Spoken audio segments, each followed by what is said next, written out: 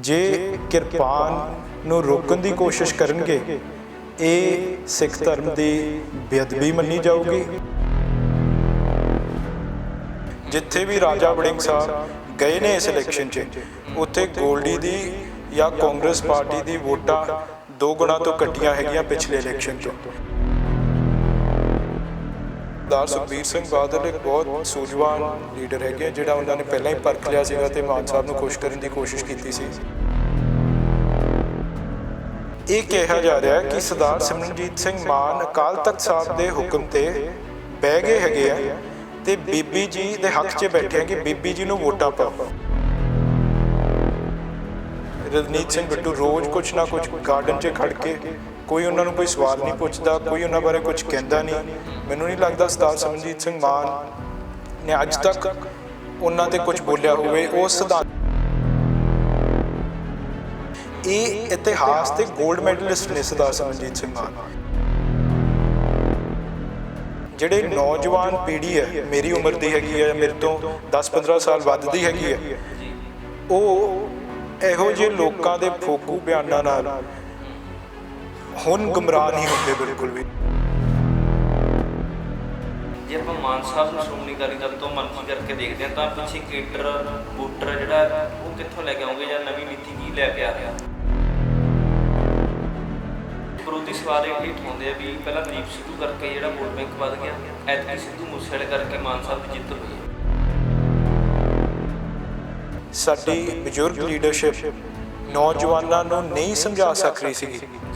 ਉਹ ਉਹਨਾਂ ਨੇ ਨੈਰੇਟਿਵ ਇਹੋ ਜਿਹਾ ਪੇਸ਼ ਕੀਤਾ ਜਿਹਦੇ ਨਾਲ ਉਹਨਾਂ ਨੇ ਸਾਰੀ ਨੌਜਵਾਨ ਪੀੜ੍ਹੀ ਸਿਧਾਂਤਕ ਕਰਤੀ ਤੇ ਪੰਜਾਬ ਦੇ ਮਸਲਿਆਂ ਤੇ ਖੜੀ ਕਰਤੀ।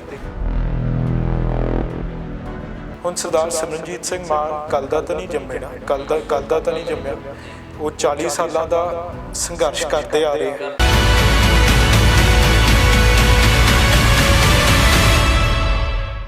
ਗਲੋਬਲ ਪੰਜਾਬ ਟੀਵੀ ਤੇ ਚੈਨਲ ਪੰਜਾਬੀ ਦੇਖ ਰਹੇ ਤਮਾਮ ਦਰਸ਼ਕਾਂ ਦਾ ਮੇਰੇ ਵੱਲੋਂ ਯਾਨੀ ਕਿ ਜਗਜੀਤ ਸਿੰਘ ਜੋੜੀ ਵੱਲੋਂ ਸਵਾਗਤ ਹੈ। ਪੰਜਾਬ ਦੀ ਸਿਆਸਤ ਬੜੀ ਭਖੀ ਹੋਈ ਹੈ। ਬਹੁਤ ਮੁੱਦੇ ਜਿਹੜੇ ਨੇ ਪੰਜਾਬ ਦੀ ਸਿਆਸਤ ਤੇ ਕੇਂਦਰਿਤ ਹੋਏ ਹੋਏ ਆ ਤੇ ਮੁੱਦਿਆਂ ਨੂੰ ਲੈ ਕੇ ਜਿਹੜੇ ਸਿਆਸੀ ਲੋਕ ਹੈ ਆਪੋ ਆਪਣੇ ਸਿਆਸਤ ਦੀਆਂ ਰੋਟੀਆਂ ਸੇਕ ਰਹੇ ਆ।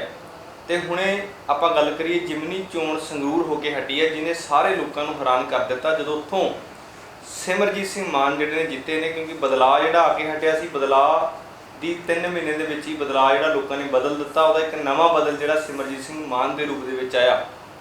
ਭਾਵੇਂ ਕਿ ਅਕਾਲੀ ਦਲ ਜਿਹੜਾ ਬੰਦੀ ਸਿੰਘਾਂ ਦੀ ਗੱਲ ਕਰ ਰਿਹਾ ਸੀ ਤੇ ਬੰਦੀ ਸਿੰਘਾਂ ਦੇ ਨਾਂ ਤੇ ਹੀ ਵੋਟ ਮੰਗੀ ਅਕਾਲੀ ਦਲ ਨੇ। ਤੇ ਇੱਥੋਂ ਤੱਕ ਕਿ ਪਹਿਲੀ ਵਾਰ ਹੋਇਆ ਕਿ ਜਦੋਂ ਦੇ ਸੁਖਬੀਰ ਸਿੰਘ ਬਾਦਲ ਪ੍ਰਧਾਨ ਬਣਿਆ ਤਾਂ ਉਹਨਾਂ ਨੇ ਆਪਣੀ ਫੋਟੋ ਤੱਕ ਨਹੀਂ ਪੋਸਟਰ ਤੇ ਲਾਈ, ਸਿਰਫ ਬੰਦੀ ਸਿੰਘਾਂ ਦੇ ਨਾਂ ਤੇ ਵੋਟ ਮੰਗੀ। ਪਰ ਫਿਰ ਵੀ ਲੋਕਾਂ ਨੇ ਅਕਾਲੀ ਦਲ ਨਕਾਰਤਾ। ਸਿਰਫ 6% ਵੋਟ ਅਕਾਲੀ ਦਲ ਬਾਦਲ ਨੂੰ ਪਈ ਹੈ।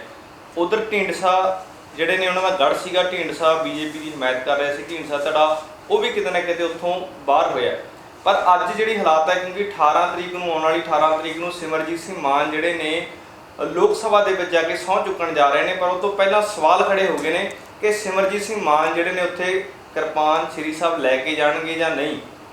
ਇਸ ਬਾਬਤ ਗੱਲਬਾਤ ਕਰਨ ਦੇ ਲਈ ਸਿਮਰਜੀਤ ਸਿੰਘ ਮਾਨ ਜਿਹੜੇ ਨੇ ਉਹ ਦਿੱਲੀ ਦੇ ਵਿੱਚ ਕਾਗਜ਼ੀ ਕਾਰਵਾਈ ਉਹਨਾਂ ਨੇ ਆਰੰਭੀ ਹੋਈ ਆ, ਉੱਥੇ ਮੌਜੂਦ ਨੇ। ਪਰ ਸਾਡੇ ਨਾਲ ਗੱਲਬਾਤ ਕਰਨ ਦੇ ਲਈ ਉਹਨਾਂ ਦੇ ਦੋਤੇ ਗੋਬਿੰਦ ਸਿੰਘ ਮੌਜੂਦ ਨੇ। ਗੱਲਬਾਤ ਕਰਦੇ ਉਹਨਾਂ ਦੇ ਨਾਲ। ਗੋਬਿੰਦ ਜੀ, ਤੁਹਾਡਾ ਗਲੋਬਲ ਪੰਜਾਬ ਟੀਵੀ ਤੇ ਸਵਾਗਤ ਹੈ।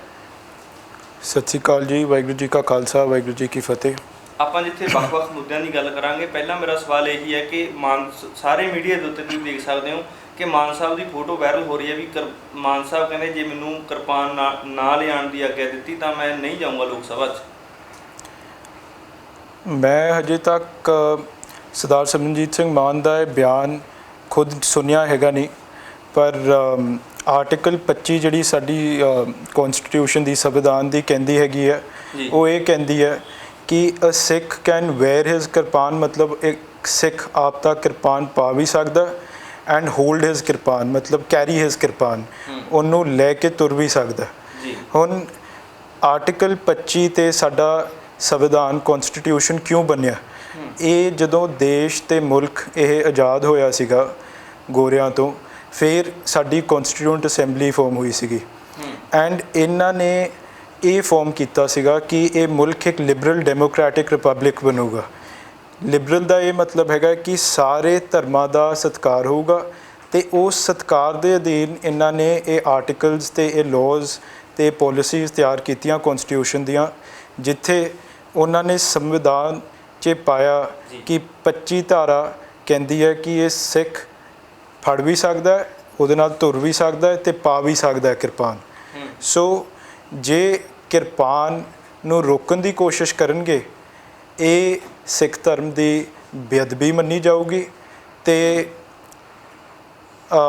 ਮੈਂ ਸਮਝਦਾ ਕਿ ਜਿਹੜੀ ਇਹ ਦੇਸ਼ ਦੀ ਹਕੂਮਤ ਹੈ, ਦਿੱਲੀ ਦੀ ਹਕੂਮਤ ਹੈਗੀ ਹੈ BJP RSS ਦੀ, ਇਹ ਜੇ ਦੇਸ਼ ਬਾਰੇ ਇੰਨੇ ਚਿੰਤਕ ਹੈਗੇ ਹੈ ਤੇ ਇਹਨਾਂ ਦਾ ਇੰਨਾ ਨੈਸ਼ਨਲਿਜ਼ਮ ਦਾ ਏਜੰਡਾ ਹੈਗਾ, ਤੇ ਇਹਨਾਂ ਨੂੰ ਘੱਟ ਤੋਂ ਘੱਟ ਆਪਦੀ ਕਨਸਟੀਟਿਊਸ਼ਨ ਨੂੰ ਤਾਂ ਫੋਲੋ ਕਰਨਾ ਬੰਦ ਹੈ ਜੀ। ਸੋ ਤੁਸੀਂ ਹੁਣ ਸਵਾਲ ਆਪਣਾ ਉੱਥੇ ਖੜਾ ਵੀ 18 ਤਰੀਕ ਨੂੰ ਮਾਨ ਸਾਹਿਬ ਸ਼੍ਰੀ ਸਾਹਿਬ ਲੈ ਕੇ ਜਾ ਰਹੇ ਜਾਂ ਨਹੀਂ ਲੈ ਕੇ ਜਾ ਰਹੇ? ਉਹ ਲੈ ਕੇ ਜਾਣਗੇ। ਹੁਣ ਇਹ ਦੇਸ਼ ਤੇ ਹੈ ਤੇ ਦੇਸ਼ ਦੀ ਸਰਕਾਰ ਤੇ ਹੈ ਕਿ ਉਹ ਸੰਵਿਧਾਨ ਤੋੜਦੇ ਨੇ ਕਿ ਉਹਦੇ ਅਧੀਨ ਚੱਲਦੇ ਹੈਗੇ ਆ, ਕਿਉਂਕਿ ਜੇ ਤੋੜਦੇ ਹੈਗੇ ਆ ਫਿਰ ਉਹ ਆਪਣੇ ਆਪ ਨੂੰ ਸੰਵਿਧਾਨ ਦੇ ਉਲਟ ਚੱਲਣ ਵਾਲੇ ਕ੍ਰਿਮੀਨਲਸ ਵੀ ਦੱਸਣ ਜੀ। ਸੋ ਪਹਿਲ ਦੇ ਆਧਾਰ ਤੇ ਮਾਨ ਸਾਹਿਬ ਉੱਥੇ ਜਾਂਦੇ ਆ ਤਾਂ ਪੰਜਾਬ ਦੇ ਬਹੁਤ ਸਾਰੇ ਮੁੱਦੇ ਹੈਗੇ ਆ, ਤਾਂ ਕਿਹੜੇ ਮੁੱਦਿਆਂ ਦੀ ਗੱਲ ਉੱਥੇ ਹੋਊਗੀ, ਕਿਹੜੇ ਮੁੱਦੇ ਮਾਨ ਸਾਹਿਬ ਦੁਆਰਾ ਉੱਥੇ ਗੂੰਜੇ ਜਾਣਗੇ, ਮਾਨ ਸਾਹਿਬ ਉਹਨਾਂ ਦੀ ਵਕਾਲਤ ਕਰਨਗੇ ਜਾਂ ਉਠਾਉਣਗੇ ਮੁੱਦੇ ਉੱਥੇ? ਪੰਜਾਬ ਇੱਕ ਮਾਈਨੋਰਿਟੀ ਸੂਬਾ ਹੈਗਾ, ਇੱਥੇ ਮਾਈਨੋਰਿਟੀ ਘੱਟ ਗਿਣਤੀ ਸਿੱਖ ਰਹਿੰਦੇ ਹੈਗੇ ਆ, ਮੁਸਲਮਾਨ ਵੀ ਰਹਿੰਦੇ ਹੈਗੇ ਆ, ਸਾਡੇ ਹਿੰਦੂ ਧਰਮ ਦੇ ਹਿੰਦੂ ਵੀਰ ਵੀ ਰਹਿੰਦੇ ਹੈਗੇ ਆ। ਪਰ ਮਾਈਨੋਰਿਟੀ ਸੂਬਾ ਇਸ ਕਰਕੇ ਹੈਗਾ ਕਿਉਂਕਿ ਇੱਥੇ ਸਿੱਖਾਂ ਦੀ ਗਿਣਤੀ ਜ਼ਿਆਦਾ ਹੈਗੀ ਹੈ ਤੇ ਸਿੱਖ ਇਸ ਦੇਸ਼ 'ਚ ਮਾਈਨੋਰਿਟੀ 'ਚ ਹੈਗੇ। ਸਿੱਖਾਂ ਨੂੰ 1984 ਤੋਂ ਬਾਅਦ ਇਸ ਮੁਲਕ 'ਚ ਇਨਸਾਫ ਬਹੁਤ ਘੱਟ ਵਾਰੀ ਦੇਖਣ ਨੂੰ ਮਿਲਿਆ। 1984 'ਚ ਸਿੱਖ ਨੌਜਵਾਨ ਬੇਗੁਨਾਹ ਬੇਕਸੂਰ ਬੀਬੀਆਂ ਦਾ, ਨੌਜਵਾਨਾਂ ਦਾ, ਸਾਡੇ ਬਜ਼ੁਰਗਾਂ ਦਾ, ਅਸੀਂ ਸਾਰਿਆਂ ਨੂੰ ਪਤਾ ਹੈ ਕਿ ਕਿਵੇਂ ਕਤਲੇਆਮ ਹੋਇਆ ਸੀਗਾ, ਠੰਡੇ ਖੂਨ 'ਚ ਰੰਗੇ ਗਏ ਸੀਗੇ। ਉਹਦਾ ਇਨਸਾਫ ਅੱਜ ਵੀ ਪੈਂਡਿੰਗ ਹੈਗਾ। ਜਗਦੀਸ਼ ਟਾਈਟਲਰ ਵਰਗੇ, ਹਰਭਜਨ ਲਾਲ ਵਰਗੇ ਜਿਨ੍ਹਾਂ ਨੇ ਦੰਗੇ ਫਸਾਦ ਕਰਵਾਏ ਸੀਗੇ, ਉਹਨਾਂ 'ਤੇ ਅੱਜ ਵੀ ਤੰਜ ਕਸੇ ਨਹੀਂ। ਸੋ ਉਸ ਤੋਂ ਬਾਅਦ ਸਿੱਖਾਂ ਨੂੰ ਗੁਜਰਾਤ ਤੋਂ ਵੀ ਉਜਾੜਿਆ ਗਿਆ ਹੈਗਾ, ਜਿਵੇਂ ਸਰਦਾਰ ਸਿਮਰਨਜੀਤ ਸਿੰਘ ਮਾਨ ਸਾਨੂੰ ਦੱਸਦੇ ਆ। ਫਿਰ ਉਸ ਤੋਂ ਬਾਅਦ ਸਾਡੀ ਧਰਮ ਦੀ, ਸਾਡੀ ਗੁਰੂ ਸਾਹਿਬ ਦੀ ਬੇਅਦਬੀ ਹੁੰਦੀ ਹੈ, ਅਨੇਕ ਵਾਰੀ ਹੁੰਦੀ ਹੈ ਬੇਅਦਬੀ। ਬਰਗਾੜੀ ਵਿਖੇ ਬੇਅਦਬੀ ਹੁੰਦੀ ਹੈ, ਹੋਰ ਥਾਵਾਂ 'ਚ ਪੰਜਾਬ 'ਚ ਬੇਅਦਬੀਆਂ ਹੁੰਦੀਆਂ। ਫਿਰ ਸ਼ਾਂਤਮਈ ਤਰੀਕੇ ਨਾਲ ਧਰਨਾ ਪ੍ਰਦਰਸ਼ਨ ਕਰਦੇ ਹੋਏ ਸਿੱਖ ਨੌਜਵਾਨਾਂ 'ਤੇ ਗੋਲੀਆਂ ਚਲਾਉਂਦੇ ਨੇ ਸੁਮੇਧ ਸੈਣੀ ਤੇ ਇਹਨਾਂ ਦੇ ਜੂਨੀਅਰ ਆਫਿਸਰਸ, ਤੇ ਉਹਦਾ ਵੀ ਇਨਸਾਫ ਸਿੱਖਾਂ ਨੂੰ ਨਹੀਂ ਮਿਲਦਾ। ਸੋ ਇਹ ਸਾਰੀ ਗੱਲਾਂ ਸਿੱਖ ਕੌਮ ਦੀਆਂ ਗੱਲਾਂ ਹੈਗੀਆਂ। ਬੰਦੀ ਸਿੰਘਾਂ ਦੀ ਰਿਹਾਈ ਹੈਗੀ ਹੈ, ਜਿਹੜੀ ਅੱਜ ਇੱਕ ਬਹੁਤ ਵੱਡੀ ਮੰਗ ਹੈਗੀ ਹੈ ਸਿੱਖ ਕੌਮ ਦੀ, ਕਿਉਂਕਿ ਇਹਨਾਂ ਨੇ ਜੇਲਾਂ ਕੱਟ ਲੀਆਂ, ਆਪਦੀਆਂ ਸਜ਼ਾਵਾਂ ਕੱਟ ਲੀਆਂ ਤੇ ਆਪ ਤੇ ਪਰਿਵਾਰਾਂ ਕੋਲੇ ਹੁਣ ਵਾਪਸ ਆਉਣ। ਸੋ ਇਹ ਵੀ ਮਸਲਾ ਹੈਗਾ। ਤੇ ਅਸੀਂ ਸਮਝਦੇ ਹਾਂ ਕਿ ਇੱਕ ਤਾਂ ਕੌਮ ਦੀ ਅਗਵਾਈ ਕਰਨੀ ਤੇ ਕੌਮ ਦੇ ਮੁੱਦੇ ਚੁੱਕਣੇ ਬਹੁਤ ਜ਼ਰੂਰੀ ਹੈਗੇ, ਕਿਉਂਕਿ ਸਾਧ ਸਾਹਿਬ ਤੁਸੀਂ ਵੀ ਦੇਖਿਆ ਇਹੀ ਸਾਡੀ ਕੌਮ ਹੈਗੀ ਹੈ ਜਿਹਦੇ ਨੌਜਵਾਨ ਮੁੰਡੇ ਰੋਜ਼ ਹਰੇਕ ਪਿੰਡ ਤੋਂ ਫਰਾਰ ਹੋ ਰਹੇ ਹੈ ਇਸ ਦੇਸ਼ ਤੋਂ, ਕੈਨੇਡਾ ਜਾ ਕੇ ਸੈਟਲ ਹੋ ਰਹੇ ਹੈ, ਹੋਰ ਮੁਲਕਾਂ 'ਚ ਸੈਟਲ ਹੋ ਰਹੇ। ਕਿਉਂ ਹੋ ਰਹੇ? ਇਸ ਕਰਕੇ ਹੋ ਰਹੇ ਕਿਉਂਕਿ ਇੱਥੇ ਉਹਨਾਂ ਨੂੰ ਲੱਗਦਾ ਕਿ ਸਾਨੂੰ ਇਨਸਾਫ ਜੇ ਅੱਜ ਨਹੀਂ ਮਿਲ ਰਿਹਾ ਤੇ ਇਨਸਾਫ ਜੇ ਪਿਛੋਕੜ ਦਾ ਇਨਸਾਫ ਹੀ ਨਹੀਂ ਮਿਲਣਾ ਤੇ ਆਪਾਂ ਅੱਗੇ ਤਰੱਕੀ ਕਰਨ ਦੀ ਇਸ ਦੇਸ਼ 'ਚ ਕਿਵੇਂ ਸੋਚ ਸਕਦੇ। ਸੋ ਇੱਥੇ ਇਹ ਕੁਝ ਮਹਿਸੂਸ ਕਰ ਰਹੇ ਨੇ ਸਿੱਖ, ਤੇ ਸਿੱਖਾਂ ਦੀ ਇਹ ਆਵਾਜ਼ ਚੁੱਕਣੀ ਪਾਰਲੀਮੈਂਟ 'ਚ ਬਹੁਤ ਜ਼ਰੂਰੀ ਹੈ। ਤੇ ਮੈਂ ਆਸ ਕਰਦਾ ਕਿ ਦੇਸ਼ ਦੀ ਹਕੂਮਤ ਇਸ ਆਵਾਜ਼ ਨੂੰ ਸਵੀਕਾਰ ਕਰੂਗੀ ਤੇ ਇਹਦੇ ਬਾਰੇ ਕੰਮ ਕਰੂਗੀ। ਫਿਰ ਦੂਜਾ ਜਿਹੜਾ ਬਹੁਤ ਵੱਡਾ ਮੁੱਦਾ ਹੈ ਪੰਜਾਬ ਦਾ, ਉਹ ਇਹ ਹੈਗਾ ਕਿ ਪੰਜਾਬ 'ਚ ਸਾਰੇ ਵਰਗਾਂ ਦੀ ਬਹੁਤ ਮਾਲੀ ਹਾਲਾਤ ਹੈ। ਸਾਡੇ ਕਿਸਾਨ, ਖੇਤ ਮਜ਼ਦੂਰ, ਸਾਡੇ ਵਪਾਰੀ, ਸਾਡੇ ਜਿੰਨੇ ਵੀ ਸਰਕਾਰੀ EMPLOYEES ਹੈਗੇ ਹੈ, ਸਰਕਾਰੀ ਮੁਲਾਜ਼ਮ ਹੈਗੇ ਹੈ, ਸਾਰਿਆਂ ਦੀ ਤਬਾਹੀ ਹੋ ਰਹੀ ਹੈ। ਤੇ ਇਹ ਕਿਉਂ ਹੋ ਰਹੀ ਹੈ? ਹੁਣ ਤੁਸੀਂ ਮੈਨੂੰ ਇਸ ਗੱਲ ਦਾ ਜਵਾਬ ਦਿਓ। ਤੁਸੀਂ ਇੱਕ ਪਰਿਵਾਰ ਵਿਖੇ ਰਹਿੰਦੇ ਹੋ, ਪਰਿਵਾਰ 'ਚ ਤੁਹਾਡੇ ਮਾਪਿਓ ਵੀ ਰਹਿੰਦੇ ਹੈਗੇ ਆ, ਘਰੇ ਤੁਹਾਡੇ ਬਜ਼ੁਰਗ ਵੀ ਰਹਿੰਦੇ ਆ, ਬੱਚੇ ਵੀ ਰਹਿੰਦੇ ਆ। ਤੁਸੀਂ ਆਪਦੇ ਪਰਿਵਾਰ 'ਚ ਵਪਾਰ ਕਰਦੇ ਹੋ? ਕਦੀ ਦੇਖਿਆ ਤੁਸੀਂ ਆਪਦੇ ਮਾਪਿਓ ਨੂੰ ਕੁਝ ਵੇਚ ਰਹੇ ਹੋ, ਬੱਚਿਆਂ ਨੂੰ ਕੁਝ ਵੇਚ ਰਹੇ ਹੋ? ਸਾਡਾ ਸੂਬਾ ਪੰਜਾਬ ਲੈਂਡ ਲੋਕਡ ਹੈ, ਇਹ ਬਾਰਡਰ ਸੂਬਾ ਹੈ। ਗੁਜਰਾਤ ਤੇ ਮਹਾਰਾਸ਼ਟਰ ਵੀ ਸੀ ਰਾਹੀਂ ਸਮੁੰਦਰ ਰਾਹੀਂ ਇੱਕ ਬਾਰਡਰ ਸੂਬਾ ਹੈ। ਜੀ ਹੁਣ ਸਾਡੇ ਬਾਰਡਰ ਤੇ ਇਸਲਾਮਿਕ ਮੁਲਕ ਲੱਗਦੇ ਆ, ਪਾਕਿਸਤਾਨ ਤੋਂ ਅੱਗੇ ਅਰਬ ਕੰਟਰੀਜ਼ ਆ ਜਾਂਦੇ ਆ, ਫਿਰ ਰਸ਼ੀਆ ਆਉਂਦਾ, ਰੂਸ ਆਉਂਦਾ। ਜੀ ਹੁਣ ਇਹ ਸੂਬਾ ਕਿਰਤ ਕਰਨ ਵਾਲਾ ਸੂਬਾ ਹੈ। ਇੱਥੇ ਸਾਡੇ ਜ਼ਿਮੀਂਦਾਰ ਅਨਾਜ ਪ੍ਰੋਡਿਊਸ ਕਰਦੇ ਆ, ਇੰਡਸਟਰੀਅਲਿਸਟਸ ਖੇਤੀ ਦੇ ਔਜ਼ਾਰ ਪ੍ਰੋਡਿਊਸ ਕਰਦੇ ਆ, ਸਟੀਲ ਪ੍ਰੋਡਿਊਸ ਕਰਦੇ ਗੋਬਿੰਦਗੜ੍ਹ 'ਚ, ਤੇ ਹੋਰ ਬਾਕੀ ਸਾਰੇ ਜਿੰਨੇ ਵੀ ਕਿਰਤ ਕਰਨ ਵਾਲੇ ਆ ਉਹ ਟਰੇਡਰਸ ਹੈਗੇ ਆ। ਉਹ ਖਰੀਦ ਕਰਕੇ ਆਪਦੀਆਂ ਦੁਕਾਨਾਂ 'ਚ ਰੱਖ ਕੇ ਆਪ ਤੇ ਛੋਟੇ ਮਾਰਜਨ 'ਤੇ ਆਪਦੀਆਂ ਜ਼ਿੰਦਗੀਆਂ ਉਹ ਚਲਾਉਂਦੇ ਰਹਿੰਦੇ ਆ। ਪਰ ਗੱਲ ਇਹ ਹੈ ਕਿ ਸਾਡਾ ਬਾਰਡਰ ਇੱਕ ਟਰੇਡ ਦਾ ਲਾਂਘਾ ਹੈਗਾ, ਠੀਕ ਹੈ ਜੀ, ਐਂਡ ਧਾਰਮਿਕ ਲਾਂਘਾ ਵੀ ਹੈਗਾ। ਸਾਡੇ ਗੁਰੂ ਸਥਾਨ, ਸਾਡੇ ਗੁਰਦੁਆਰਾ ਸਾਹਿਬ, ਉੱਥੇ ਸਾਡੇ ਗੁਰੂ ਘਰ ਹੈਗੇ ਆ, ਠੀਕ ਹੈ, ਖੁੱਲ੍ਹੇ ਦਰਸ਼ਨ ਦੀਦਾਰ ਦੀ ਆਪਾਂ ਗੱਲ ਕਰਦੇ ਆ।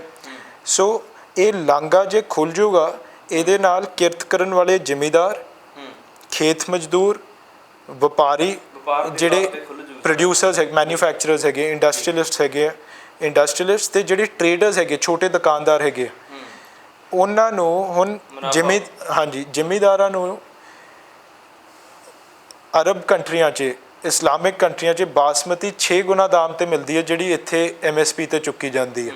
ਚਲੋ ਮਾਨ ਸਾਹਿਬ ਕੁੱਲ ਮਿਲਾ ਕੇ ਗੱਲ ਇਹ ਹੈਗੀ ਵੀ ਮਾਨ ਸਾਹਿਬ ਲਾਂਘਾ ਖੋਲ੍ਹਣ ਦੀ ਵਕਾਲਤ ਕਰਨਗੇ ਮੁਨਾਫੇ ਨੂੰ ਧਿਆਨ 'ਚ ਰੱਖ ਕੇ। ਜ਼ਰੂਰ। ਅੱਛਾ, ਹੁਣ ਇੱਥੇ ਗੱਲ ਚੁੱਕ ਲੈਂਦੇ ਕਿ ਇਹ ਐਂਟੀ ਨੈਸ਼ਨਲ ਨਾ ਹੋ ਜੇ। ਤੁਸੀਂ ਸਾਡੇ ਪੁਰਾਣੇ DGP ਸਾਹਿਬ ਦਾ ਵੀ ਬਿਆਨ ਦੇਖਿਆ ਹੋਣਾ, ਉਹ ਕਹਿੰਦੇ ਸੀਗੇ ਕਿ ਸਿੱਖ ਉੱਥੇ ਜਾ ਕੇ ਅਸਲਿਆਂ ਦੀ ਟ੍ਰੇਨਿੰਗ ਲੈਣਗੇ ਅਤੇ ਉੱਥੇ ਜਾ ਕੇ ਅੱਤਵਾਦੀ ਸੋਚ ਪੈਦਾ ਕਰਕੇ ਆਉਣਗੇ। ਯਾਰ ਇੱਥੇ ਜਿਹੜੇ ਸਿੱਖ ਹੈਗੇ ਹੈ, ਉਹਨਾਂ ਦੀ ਇੰਨੀ ਮਾਲੀ ਹਾਲਾਤ ਹੈਗੀ ਹੈ, ਤੁਸੀਂ ਪਿੰਡਾਂ 'ਚ ਜਾ ਕੇ ਦੇਖੋ, ਕੋਈ ਰੁਜ਼ਗਾਰ ਨਹੀਂ ਹੈਗਾ। ਉਹ ਆਪ ਦਾ ਅਸਲਿਆਂ ਦੀ ਟ੍ਰੇਨਿੰਗ ਲੈਣ ਨੂੰ ਕਿਉਂ ਪਾਕਿਸਤਾਨ ਜਾਣਗੇ?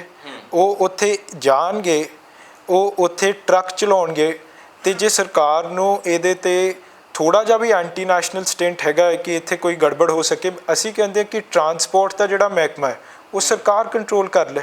ਪਰ ਜੇ ਦਾਮ ਉੱਥੇ ਜ਼ਿਆਦਾ, ਆਪਣੇ ਸਵਾਲ ਬਹੁਤ ਹੈਗੇ ਨੇ, ਸਮਾਂ ਥੋੜ੍ਹਾ ਘੱਟ ਹੈ, ਅਤੇ ਤੁਸੀਂ ਮਾਨ ਸਾਹਿਬ ਦੀ ਕਮੇਨ ਜਿਹੜੀ ਹੈ ਸੋਸ਼ਲ ਮੀਡੀਆ ਵਾਲੀ ਕਮੇਨ, ਕਿਉਂਕਿ ਗਲੋਬਲਾਈਜੇਸ਼ਨ ਦਾ ਯੁੱਗ ਹੈ, ਸੋਸ਼ਲ ਮੀਡੀਆ ਦਾ ਯੁੱਗ ਹੈਗਾ, ਤੁਸੀਂ ਸਾਰਾ ਮੀਡੀਆ ਤੁਸੀਂ ਦੇਖਿਆ, ਅਤੇ ਉਹਦੇ ਦੌਰਾਨ ਤੁਸੀਂ ਕੀ ਨਵਾਂ ਕੀਤਾ? ਕਿਉਂਕਿ ਵੱਖਰੀਆਂ ਇੱਕ ਪਾਸੇ ਸਰਕਾਰ ਸੀਗੀ, ਉਹਨਾਂ ਦੇ 92 ਵਿਧਾਇਕ ਲੱਗੇ ਹੋਏ ਸੀਗੇ, ਅਤੇ ਉਹ ਸਾਰਾ ਉੱਥੇ ਪ੍ਰਸ਼ਾਸਨ ਲੱਗਿਆ ਹੋਇਆ ਸੀ, ਅਤੇ ਮਾਨ ਸਾਹਿਬ ਦੀ ਜਿੱਤ ਅਜਿਹੇ ਹਾਲਾਤਾਂ 'ਚ ਕਿਵੇਂ ਹੋਈ ਹੈ? ਤੁਸੀਂ ਕਿਉਂ ਮੰਨਦੇ ਹੋ ਕਿਵੇਂ ਹੋਈ ਹੈ? ਸਰਦਾਰ ਸਿਮਰਨਜੀਤ ਸਿੰਘ ਮਾਨ ਦਾ ਸੋਸ਼ਲ ਮੀਡੀਆ ਸਾਹਮਣਾ ਬਹੁਤ ਔਖਾ ਕੰਮ ਹੈ। ਇਹਦਾ ਇਹ ਕਾਰਨ ਹੈ ਕਿ ਸਾਰੀ ਰਵਾਇਤੀ ਪਾਰਟੀਆਂ ਇਹਨਾਂ ਦੇ ਮਗਰ ਪੈ ਜਾਂਦੀਆਂ। ਕੋਈ ਰਵਾਇਤੀ ਸਿਆਸਤਦਾਨ ਨਹੀਂ ਚਾਹੁੰਦਾ ਕਿ ਉਹਦੀ ਸਿਆਸੀ ਰੋਟੀ ਬੰਦ ਹੋ ਜੇ, ਅਤੇ ਇਹਨਾਂ ਦੇ IT ਸੈੱਲ 'ਚ 2-2, 3-3 ਲੱਖ ਨਕਲੀ ਅਕਾਊਂਟਸ ਹੈਗੇ, ਉੱਥੇ ਉਹ ਨਾ ਕੰਪਲੇਂਟਸ ਪਾਈ ਜਾਂਦੇ ਹਰ ਪੋਸਟ 'ਤੇ। ਅਤੇ ਸਾਡਾ ਫੇਸਬੁੱਕ ਤੁਸੀਂ ਦੇਖਿਓ, ਉਹਦੇ 'ਤੇ 80% ਉਹਦੀ ਰੀਚ ਖਤਮ ਕਰਤੀ। ਸੋ ਬੱਚਿਆ ਸਾਡੇ ਕੋਲ ਇੰਸਟਾਗ੍ਰਾਮ ਐਜ਼ ਅ ਮੀਡੀਅਮ, ਅਤੇ ਸਾਡੇ ਕੋਲ WhatsApp ਸੀਗਾ। ਸੋ ਅਸੀਂ ਬਹੁਤ ਸਟਰੋਂਗ ਇੱਕ on ground door to door campaign run ਕੀਤਾ ਸੀਗਾ, ਜਿੱਥੇ ਔਰਗੈਨਿਕਲੀ ਆਪਾਂ ਲੋਕਾਂ ਦੇ ਮੋਬਾਈਲ ਨੰਬਰਸ ਇਕੱਠੇ ਕੀਤੇ ਸੀਗੇ, ਅਤੇ ਜਿਹੜਾ ਵੀ ਪ੍ਰਚਾਰ, ਜਿਹੜੀਆਂ ਵੀ ਗੱਲਾਂ ਪ੍ਰਧਾਨ ਸਾਹਿਬ ਕਰਦੇ ਸੀਗੇ ਆਪਣੇ ਹਲਕੇ ਦੇ ਦੌਰੇ 'ਚ, ਉਹ ਸਾਰੀਆਂ ਚੀਜ਼ਾਂ ਅਸੀਂ ਲੋਕਾਂ ਦੇ ਫੋਨਸ 'ਤੇ WhatsApp ਰਾਹੀਂ, ਇੰਸਟਾਗ੍ਰਾਮ ਰਾਹੀਂ ਅਸੀਂ ਪੁਸ਼ ਆਊਟ ਕਰਨ ਦੀ ਕੋਸ਼ਿਸ਼ ਕਰਦੇ ਸੀਗੇ। ਰਾਜਾ ਵੜਿੰਗ ਤਾਂ ਉੱਥੇ ਆ ਕੇ ਜਦੋਂ ਪ੍ਰਚਾਰ ਕਰਨ ਆਏ ਸੀ ਆਪਣੀ ਪਾਰਟੀ ਦਾ, ਤਾਂ ਉਹਨੇ ਖਾਲਿਸਤਾਨ ਨੂੰ ਬੜੇ ਕਰੜੇ ਹੱਥੀਂ ਲਿਆ ਸੀ। ਉਹ ਕਹਿੰਦੇ ਜੇ ਖਾਲਿਸਤਾਨ ਬਣ ਗਿਆ, ਜੇ ਤੁਸੀਂ ਮਾਨ ਨੂੰ ਜਿਤਾਤਾ ਤਾਂ ਤੁਹਾਡੀ ਜ਼ਮੀਨ ਕੌਡੀਆਂ ਦੀ ਭਾ ਜਾਊਗੀ। ਹਾਂ, ਮੈਂ ਦੇਖਿਆ ਸੀਗਾ ਇਹ, ਅਤੇ ਅਸੀਂ ਕੁਝ ਕਿਹਾ ਨਹੀਂ ਸੀਗਾ ਉਸ ਟਾਈਮ, ਪਰ ਇਹ ਬਹੁਤ ਮੰਦਭਾਗੀ ਗੱਲ ਹੈਗੀ ਆ, ਕਿਉਂਕਿ ਨਾ ਤਾਂ ਰਾਜਾ ਵੜਿੰਗ ਜੀ ਨੇ ਅੱਜ ਤੱਕ ਖਾਲਿਸਤਾਨ 'ਤੇ ਜਾ ਕੇ ਪ੍ਰਵੇਸ਼ ਕੀਤਾ। ਮੈਨੂੰ ਲੱਗਦਾ ਉਸ ਦਿਨ ਉਹਨਾਂ ਨੂੰ ਰਾਤ ਨੂੰ ਇਹੋ ਜਿਹਾ ਸੁਪਨਾ ਆਇਆ ਸੀਗਾ, ਜਿੱਥੇ ਉਹ ਖਾਲਿਸਤਾਨ ਗਏ ਸੀਗੇ ਰਾਤ ਨੂੰ, ਅਤੇ ਉੱਥੇ ਨਹਿਰ ਕੰਢੇ ਕੋਈ ਜ਼ਮੀਨ ਲੱਭ ਰਹੇ ਸੀਗੇ, ਅਤੇ ਉੱਥੇ ਉਹਨਾਂ ਨੂੰ ਕੋਈ ਬਹੁਤ ਘੱਟ ਮੁੱਲ 'ਤੇ ਜ਼ਮੀਨ ਮਿਲੀ ਹੋਣੀ ਹੈ, ਜਿਹੜੀ ਜ਼ਮੀਨ ਉਹਨਾਂ ਨੇ ਫਿਰ ਜਾ ਕੇ ਆਪ 'ਤੇ ਲੋਕਾਂ 'ਚ ਪੇਸ਼ ਕਰਨ ਦੀ ਕੋਸ਼ਿਸ਼ ਕੀਤੀ। ਪਰ ਇੱਕ ਗੱਲ ਤੁਸੀਂ ਦੇਖਿਓ, ਜਿੱਥੇ ਵੀ ਰਾਜਾ ਵੜਿੰਗ ਸਾਹਿਬ ਗਏ ਨੇ ਇਸ ਇਲੈਕਸ਼ਨ 'ਚ, ਉੱਥੇ ਗੋਲਡੀ ਦੀ ਜਾਂ ਕਾਂਗਰਸ ਪਾਰਟੀ ਦੀ ਵੋਟਾਂ 2 ਗੁਣਾ ਤੋਂ ਘਟੀਆਂ ਹੈਗੀਆਂ ਪਿਛਲੇ ਇਲੈਕਸ਼ਨ ਤੋਂ। ਸੋ ਇਹ ਉਹਦਾ ਨਤੀਜਾ ਹੈਗਾ। ਤੇ ਇੱਕ ਮਾਨ ਸਾਹਿਬ ਦਾ ਤੁਸੀਂ ਦੇਖਿਆ, ਮਾਨ ਸਾਹਿਬ ਦੀ ਜਿੱਤ ਜਿਹੜੀ ਹੈ ਬਹੁਤ ਲੋਕਾਂ ਨੂੰ ਹਾਜ਼ਮ ਆਈ ਹੈ ਜਾਂ ਖੁਸ਼ੀ ਮਨਾਈ ਹੈ। ਬਹੁਤ ਘੱਟ ਲੋਕ ਨੇ ਜਿਹੜੇ ਨਾ ਖੁਸ਼ ਹੋਏ ਨੇ, ਰਾਜਨੀਤਿਕ ਪਾਰਟੀ ਭਾਵੇਂ ਕੋਈ ਹੋਵੇ, ਪਰ ਅਸੀਂ ਦੇਖਿਆ ਜਾ ਕੇ ਵੀ ਲੋਕਾਂ ਨੇ, ਖਾਸ ਕਰਕੇ ਲੀਡਰਾਂ ਨੇ ਬਹੁਤ ਖੁਸ਼ੀ ਮਨਾਈ ਹੈ। ਸਾਰੀ ਦੁਨੀਆ ਨੇ ਖੁਸ਼ੀ ਮਨਾਈ ਹੈ ਜੀ। ਜਿਵੇਂ ਹੁਣੇ ਮੈਂ ਦੱਸਿਆ ਨਾ ਕਿ ਸਿੱਖ ਕਿਵੇਂ ਬਾਹਰ ਭੱਜ ਰਹੇ, ਕਿੰਨੇ ਕੁ ਸਿੱਖ ਬਾਹਰ ਭੱਜ ਚੁੱਕੇ, ਉਹਨਾਂ ਦੇ ਹਿਰਦੇ 'ਚ ਖੁਸ਼ੀ ਦੇ ਲੱਡੂ ਫੁੱਟ ਰਹੇ ਹੈਗੇ ਕਿ ਹੁਣ ਸਾਡੀ ਕੌਮ ਦੀ ਆਵਾਜ਼ ਦੇਸ਼ ਤੇ ਪਾਰਲੀਮੈਂਟ 'ਚ ਚੁੱਕੀ ਜਾਊਗੀ। ਜਿਹੜੇ ਵਰਗਾਂ ਦੀ, ਮੈਂ ਕਿਸਾਨਾਂ ਦੀ ਗੱਲ ਕੀਤੀ ਹੈ, ਖੇਤ ਮਜ਼ਦੂਰਾਂ ਦੀ ਕੀਤੀ ਹੈ, ਮੁਲਾਜ਼ਮਾਂ ਦੀ ਕੀਤੀ ਹੈ, ਵਪਾਰੀਆਂ ਦੀ ਕੀਤੀ ਹੈ, ਜਿਨ੍ਹਾਂ ਦੀ ਮਾਲੀ ਹਾਲਾਤ ਹੈ ਉਹ ਵੀ ਖੁਸ਼ ਹੈਗੇ ਆ ਕਿ ਇਹ ਕੁਝ ਕਰਨਗੇ। ਠੀਕ ਹੈ ਜੀ। ਸਿਧਾਂਤਕ ਹੈਗੇ ਆ, ਜਿਹੜੇ ਬੰਦੇ ਸਿਧਾਂਤਕ ਹੁੰਦੇ ਆ, ਧਰਮ ਦੇ ਕੱਟੜ ਹੁੰਦੇ ਆ, ਉਹ ਆਪ ਤੇ ਲੋਕਾਂ ਦੇ ਵੀ ਕੱਟੜ ਹੁੰਦੇ ਆ, ਉਹ ਕਦੀ ਕੰਪਰੋਮਾਈਜ਼ ਨਹੀਂ ਕਰਦੇ। ਅੱਜ ਜੇ ਅਸੀਂ ਖੜੇ ਹੈ ਤੇ ਗੁਰੂ ਮਹਾਰਾਜ ਦੇ ਓਟ ਆਸਰੇ ਨਾਲ ਖੜੇ ਹੈ ਤੇ ਆਪ ਤੇ ਸਿਧਾਂਤਾਂ ਕਰਕੇ ਖੜੇ ਆ। ਰਾਜਨੀਤੀ ਜਿਹੜੀ ਹੈ, ਕਹਿੰਦੇ ਵੀ ਜਦੋਂ ਕੋਈ ਬੰਦਾ ਰਾਜਨੀਤੀ 'ਚ ਆ ਜਾਂਦਾ ਤਾਂ ਉਹਦੇ ਮੁਨਾਫੇ ਜੁੜ ਜਾਂਦੇ ਆ, ਉਹ 'ਚ ਬੈਨੀਫਿਟ ਕਮਾਉਂਦਾ ਹੈ, ਅਰਬਾਂ ਕਰੋੜਾਂ ਰੁਪਏ ਦੀ ਜਾਇਦਾਦ ਬਣ ਜਾਂਦੀ ਹੈ ਰਾਜਨੀਤਿਕ ਲੋਕਾਂ ਦੇ। ਸਾਡੇ ਸਾਹਮਣੇ ਤਸਵੀਰਾਂ ਨੇ। ਮੈਨੂੰ ਲੱਗਦਾ ਮਾਨ ਸਾਹਿਬ ਵੀ ਕਹੇ ਜਿਹੇ ਹੈਗੇ, ਇਹਨਾਂ ਨੇ ਕੁਝ ਬਣਾਇਆ ਰਾਜਨੀਤੀ 'ਚ। ਤੁਸੀਂ ਉਹਨਾਂ ਦੀ ਆਮਦਨ ਰਿਪੋਰਟ ਦੇਖਿਓ, ਜਿਹੜੀ ਜਦੋਂ ਨੋਮੀਨੇਸ਼ਨ ਪੇਪਰ ਫਾਈਲ ਕਰਦੇ ਆ ਤੇ ਦੇਖਿਓ ਕਿੰਨੀ ਘਟੀ ਹੈਗੀ ਹੈ। ਜਦੋਂ ਆਏ ਸੀਗੇ ਇੱਥੇ ਪਾਕਿਸਤਾਨ ਤੋਂ, ਕਿੰਨੇ ਮੇਰੇ ਖਿਆਲ 22 ਜਾਂ 23 ਹਜ਼ਾਰ ਏਕੜ ਜ਼ਮੀਨ ਸੀਗੀ ਤੇ ਇੱਥੇ ਉਹਨਾਂ ਨੂੰ 4-5 ਪਿੰਡ ਸੌਂਪੇ ਗਏ ਸੀਗੇ, ਬਹਾਦਰਗੜ੍ਹ ਤੇ ਤਲਾਣੀਆਂ, ਆਲੀਆਂ। ਇਹਨਾਂ ਦੇ ਪਿਤਾ ਜੀ ਨੇ, ਬਾਪੂ ਜੀ ਨੇ, ਜੋਗਿੰਦਰ ਸਿੰਘ, ਹਾਂਜੀ, ਸਰਦਾਰ ਜੋਗਿੰਦਰ ਸਿੰਘ ਜੀ ਨੇ, ਉਹ ਜ਼ਮੀਨਾਂ ਜਿੰਨੇ ਲੋਕ ਟ੍ਰੇਨ 'ਚ ਆਏ ਸੀਗੇ ਪਾਕਿਸਤਾਨ ਤੋਂ, ਸਾਰਿਆਂ ਨੂੰ ਉੱਥੇ ਸੈਟਲ ਕਰਵਾਤਾ। ਉਹਨਾਂ ਨੇ ਤਾਂ ਜੋ ਉਹਨਾਂ ਨੂੰ ਮਿਲਿਆ ਸੀਗਾ ਉਹ ਵੀ ਆਪਣੇ ਲਈ ਨਹੀਂ ਰੱਖਿਆ। ਐਂਡ ਅਸੀਂ ਤਾਂ ਕਦੀ ਇਹੋ ਜਿਹਾ ਕੁਝ ਦੇਖਿਆ ਨਹੀਂ, ਕੋਈ ਇਹੋ ਜਿਹਾ ਪੈਸਾ ਦੇਖਿਆ ਨਹੀਂ ਜਿਹੜਾ ਸਾਨੂੰ ਸਿਆਸਤ ਕਰਕੇ ਮਿਲਿਆ ਹੋਵੇ ਜਾਂ ਹਾਂਜੀ ਮੁਨਾਫਾ ਮਿਲਿਆ। ਕਹਿੰਦੇ ਵੀ ਮੈਂ ਇਸ ਗੱਲੋਂ ਸਿਮਰਜੀਤ ਸਿੰਘ ਮਾਨ ਦਾ ਫੈਨ ਹੈ ਵੀ ਯਾਰ ਜਿੱਤੇ ਹਾਰੇ ਉਹਨਾਂ ਨੇ ਹਰੇਕ ਚੋਣ ਲੜਨੀ ਹੁੰਦੀ ਹੈ। ਪਿਛਲੇ ਬਹੁਤ ਸਾਲਾਂ ਬਾਅਦ ਜਿਹੜੀ ਐਤਕੀ ਜਿੱਤ ਨਸੀਬ ਹੋਈ ਹੈ ਤੇ ਉਹ ਵੀ ਮਤਲਬ ਲੋਕਾਂ ਦੇ ਵਿੱਚ ਗੱਲ ਚੱਲੀ ਗਈ ਵੀ ਮਾਨ ਸਾਹਿਬ ਨੂੰ ਜਿਤਾਉਣਾ ਹੈ। ਤੁਸੀਂ ਸੁਖਬੀਰ ਬਾਦਲ ਦੇ ਬਿਆਨ ਨੂੰ ਕਿਵੇਂ ਦੇਖਦੇ ਹੋ? ਇਹ ਉਸ ਟਾਈਮ ਬਹੁਤ ਵਧੀਆ ਬਿਆਨ ਸੀਗਾ, ਕਿਉਂਕਿ ਉਸ ਟਾਈਮ ਉਹ ਚਾਹੁੰਦੇ ਸੀਗੇ ਕਿ ਸਰਦਾਰ ਸਿਮਰਨਜੀਤ ਸਿੰਘ ਮਾਨ ਖੜਨ ਨਾ, ਸੋ ਉਹ ਉਹਨਾਂ ਨੂੰ ਖੁਸ਼ ਦੇਖਣਾ ਚਾਹੁੰਦੇ ਸੀਗੇ। ਠੀਕ ਹੈ ਜੀ। ਤੇ ਕਿਉਂਕਿ ਉਹਨਾਂ ਨੂੰ ਪਤਾ ਸੀਗਾ ਜੇ ਖੜ ਗਏ ਇਸ ਵਾਰੀ ਪੂਰੇ ਸਮੀਕਰਨ ਹੈਗੇ ਹੈ ਕਿ ਜਿੱਤ ਹਾਸਲ ਹੋ ਸਕਦੀ ਹੈ, ਹੁੰਦੀ ਹੈ। ਤੇ ਜਿਹੜਾ ਹਾਲ ਅੱਜ ਅਕਾਲੀ ਦਲ ਦਾ ਹੈਗਾ, ਪੱਠਾ ਬੈਠਿਆ ਹੋਇਆ, ਉਹ ਹੋਣਾ ਸੀਗਾ। ਸੋ ਸਰਦਾਰ ਸੁਖਬੀਰ ਸਿੰਘ ਬਾਦਲ ਇੱਕ ਬਹੁਤ ਸੂਝਵਾਨ ਲੀਡਰ ਹੈਗੇ ਆ, ਜਿਹੜਾ ਉਹਨਾਂ ਨੇ ਪਹਿਲਾਂ ਹੀ ਪਰਖ ਲਿਆ ਸੀਗਾ ਤੇ ਮਾਨ ਸਾਹਿਬ ਨੂੰ ਖੁਸ਼ ਕਰਨ ਦੀ ਕੋਸ਼ਿਸ਼ ਕੀਤੀ ਸੀ। ਪਰ ਮੈਂ ਤੁਹਾਨੂੰ ਉਹਨਾਂ ਬਾਰੇ ਇੱਕ ਗੱਲ ਦੱਸਦਾ। ਦੇਖੋ, ਮੈਂ ਕਢਾਇਆ ਹੋਇਆ, ਜਿਹੜਾ ਅਖੀਰਲੇ ਦਿਨ 'ਤੇ ਪੰਥ ਨੂੰ, ਕੌਮ ਨੂੰ ਭੰਬਲ ਭੂਸੇ 'ਚ ਪਾਉਣ ਵਾਸਤੇ ਆ ਚਿੱਠੀ ਕਢਾਈ ਗਈ, ਜਿੱਥੇ ਸਰਦਾਰ ਸਿਮਰਨਜੀਤ ਸਿੰਘ ਮਾਨ ਨੇ ਕਿਹਾ ਕਿ ਮੈਂ ਖੜ ਨਹੀਂ ਰਿਹਾ ਤੇ ਬੀਬੀ ਕਮਲਦੀਪ ਕੌਰ ਜੀ ਨੂੰ ਸਪੋਰਟ ਕੀਤੀ ਜਾਵੇ ਬੰਦੀ ਸਿੰਘਾਂ ਦੀ ਰਿਹਾਈ ਵਾਸਤੇ। ਇਹ ਪ੍ਰੋਪੇਗੈਂਡਾ ਸੀ। ਆਹ ਦੇਖਿਓ ਜੀ, ਪ੍ਰੋਪੇਗੈਂਡਾ। ਇਹ ਦਵਿੰਦਰ ਸਿੰਘ ਬਾਠ ਸਾਹਿਬ ਦਾ ਫੇਸਬੁੱਕ ਅਕਾਊਂਟ ਹੈ। ਇਹ ਵੀ ਨਹੀਂ ਕਹਿ ਸਕਦੇ ਕਿ ਅਸੀਂ ਨਹੀਂ ਕੀਤਾ। ਇਹ ਕੌਣ ਹੈ ਦਵਿੰਦਰ ਸਿੰਘ ਬਾਠ? ਕੌਣ ਹੈ ਜੀ? ਆਹ ਦੇਖੋ, ਹਲਕਾ ਆਈਟੀ ਵਿੰਗ ਇੰਚਾਰਜ ਬੱਲੂਆਣਾ।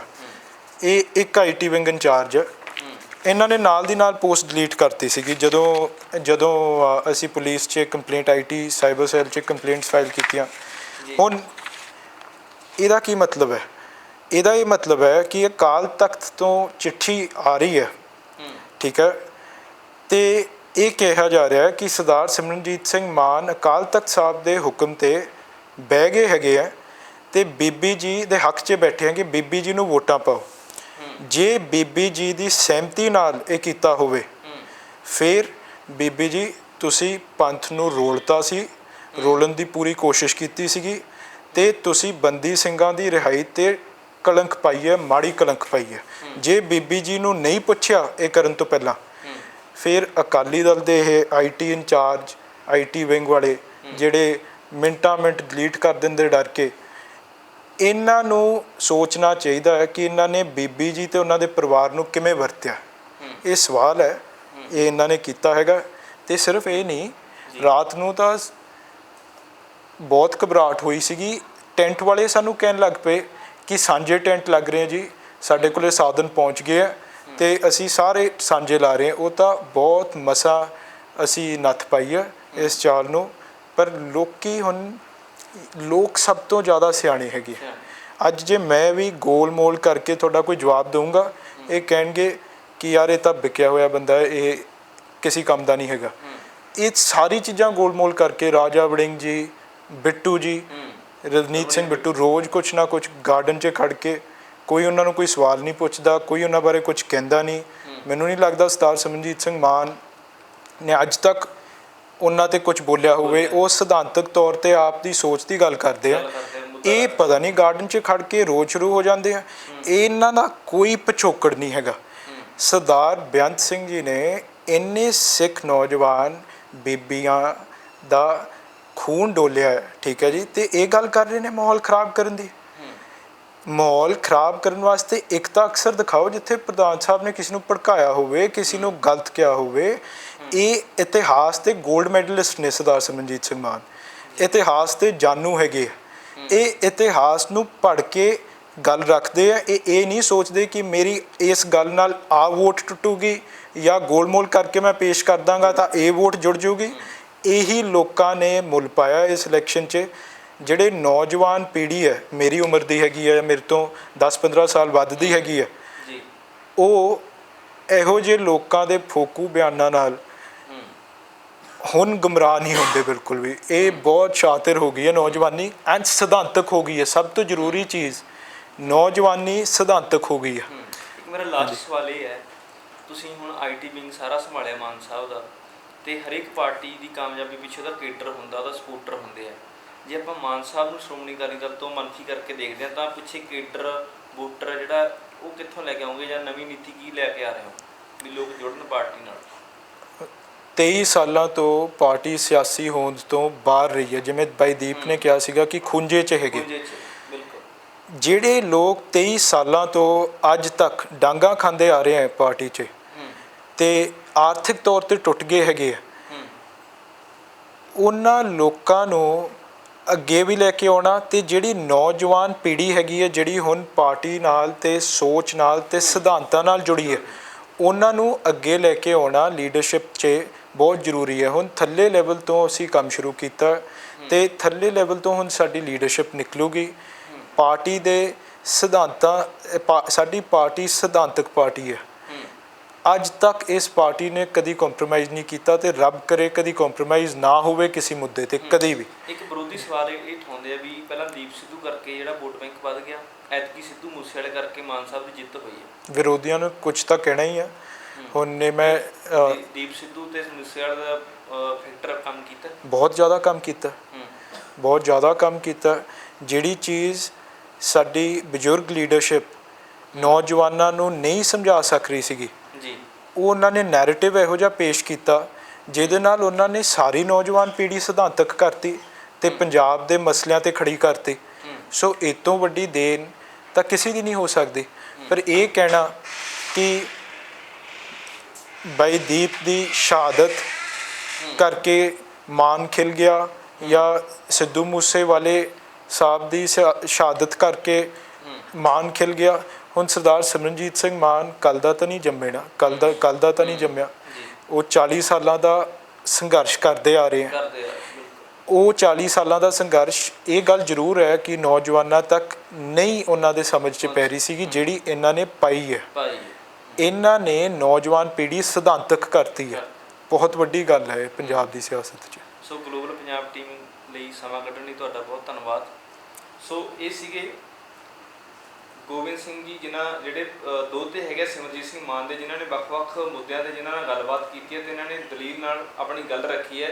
ਅਤੇ ਸਿਮਰਜੀਤ ਸਿੰਘ ਮਾਨ ਦੇ ਜਿਹੜੇ ਸਵਾਲ ਉੱਠ ਰਹੇ ਨੇ ਕਿ ਸ਼੍ਰੀ ਸਾਹਿਬ ਲੈ ਕੇ ਜਾਣਗੇ ਜਾਂ ਨਹੀਂ ਲੈ ਕੇ ਜਾਣਗੇ, ਉਸ ਬਾਬਤ ਇਹਨਾਂ ਨੇ ਆਪਣਾ ਪੱਖ ਜਿਹੜਾ ਰੱਖਿਆ। ਹੁਣ ਸਿਮਰਜੀਤ ਸਿੰਘ ਮਾਨ 18 ਤਰੀਕ ਨੂੰ ਉੱਥੇ ਸਹੁੰ ਚੁੱਕਦੇ ਆ, ਅਤੇ ਸਹੁੰ ਚੁੱਕ ਕੇ ਕਿਹੜੇ ਮੁੱਦੇ ਪੰਜਾਬ ਦੇ ਉੱਥੇ ਉਭਾਰਦੇ, ਉਹ ਸਾਰੇ ਤਮਾਮ ਮੁੱਦਿਆਂ ਦੇ ਬਾਬਤ ਅਤੇ ਮਾਨ ਸਾਹਿਬ ਦੀ ਜਿੱਤ ਕਿਵੇਂ ਯਕੀਨੀ ਹੋਈ ਅਤੇ ਕਿਵੇਂ ਵਿਰੋਧੀ ਪਾਰਟੀਆਂ ਵੱਲੋਂ ਉੱਥੇ ਪ੍ਰੋਪੋਗੰਡਾ ਕੀਤਾ ਗਿਆ, ਇਹ ਤਮਾਮ ਮੁੱਦਿਆਂ 'ਤੇ ਇਹਨਾਂ ਨਾਲ ਗੱਲਬਾਤ ਕੀਤੀ ਹੈ। ਫਿਰ ਤੁਹਾਡੀ ਕਿਸੇ ਹੋਰ ਅਜਿਹੀ ਸ਼ਖਸੀਅਤ ਦੇ ਨਾਲ ਗੱਲਬਾਤ ਕਰਾਵਾਂਗੇ। ਤੁਸੀਂ ਜੁੜੇ ਰਹਿਣਾ ਗਲੋਬਲ ਪੰਜਾਬ ਟੀਵੀ ਦੇ ਨਾਲ। ਮੈਨੂੰ ਦਿਓ ਇਜਾਜ਼ਤ।